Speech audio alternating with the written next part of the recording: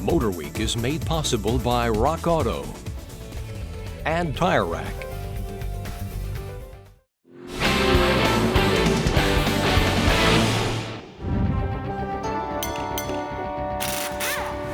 If you're a do-it-yourselfer, you probably have something like these in your toolbox.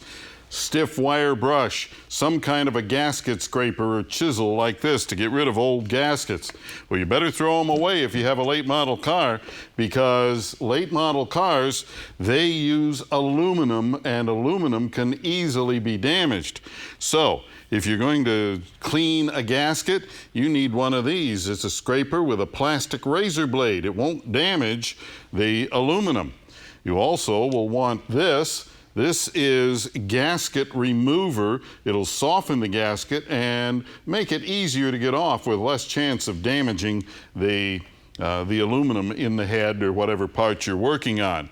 Now, gaskets themselves have changed. This is a popular one these days.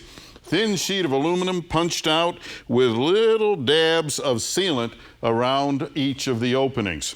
Got to be careful that you don't bend it, because if you bend it, it's shot. It's no good. So handle it carefully and follow any directions that come with it. Now, most gaskets these days have evolved into something like this. This is a valve cover off of a late model engine, and it has a groove in the cover itself and a matching protrusion on the bottom of the gasket.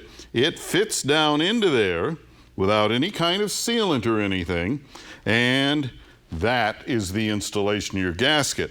Not much in the way of cleaning in most cases, so you don't have to worry about that.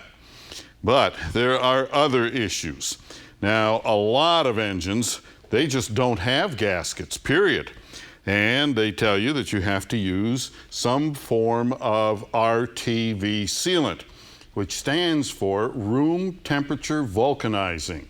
A soft substance that you're going to put on in a particular pattern, and they'll usually give you instructions in a service manual.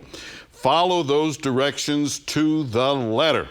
Now, the reason I'm telling you that is that this stuff works great if you do it right, but if you don't, it's terrible. Now, one of the things, too much of it, and you'll get pieces of the material that'll work itself loose over time and get down into the oil pan. Then, when you're driving down the road, especially at high speed, lots of suction here on the pickup screen for the oil pump. This stuff gets sucked up into it, and we've seen cars with a lot of it. Well, there'll be enough of it sucked into that screen that it restricts oil flow, and you get an oil warning light. So be real careful with that. That could cost you an engine. So all of this stuff, in a lot of ways, it's simpler as long as you read the service manual, use a torque wrench, and all the things that they tell you to do in that service manual. And if you have a question or comment, drop me a line right here at MotorWeek.